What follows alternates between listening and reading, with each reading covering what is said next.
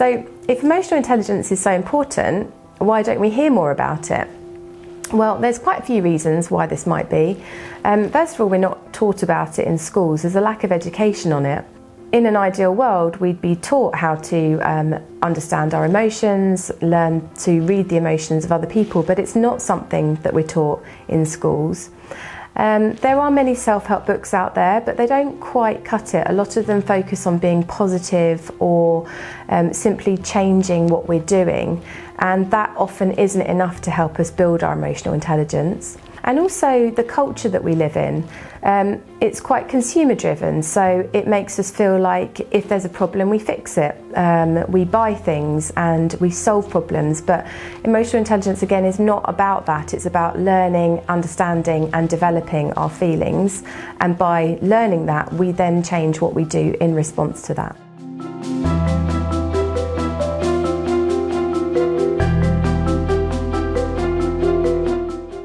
So by now, hopefully you're starting to build a picture of why it's really important to have good emotional intelligence and why we need it. And so just to recap then, it's helping us to understand and be able to read the emotions of other people and ourselves. And by doing this, then hopefully we can become more confident, we can get more respect from other people as well as more respect for ourselves. Hopefully it can improve our relationships and also improve our chances of being successful at work.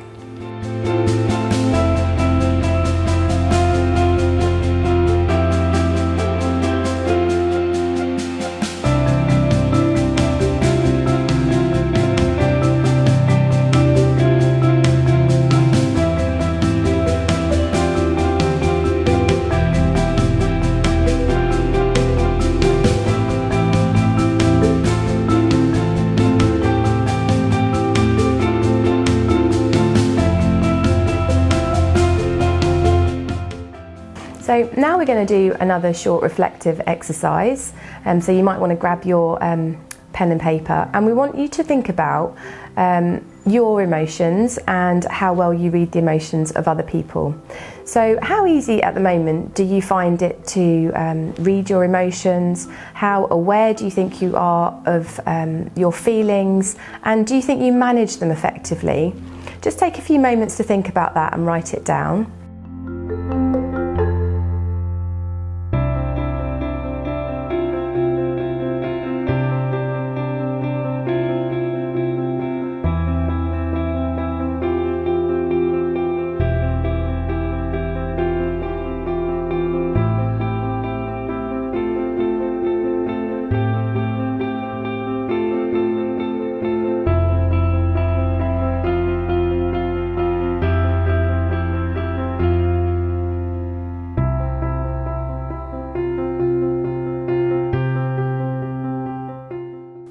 And now let's think about and reflect on how well you read the emotions of other people.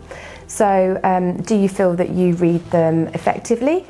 Can you think of people in your life who might not be aware of their emotions? Or do you think there are things in terms of the way that you read other people's emotions that might be problematic? So are there times when you perhaps have arguments with people and you're not sure why, or there seems to be repeated negative patterns happening in your relationship that perhaps are to do with emotions and the reading of your emotions or the emotions of other people? If that's happening, maybe take a moment and write that down too.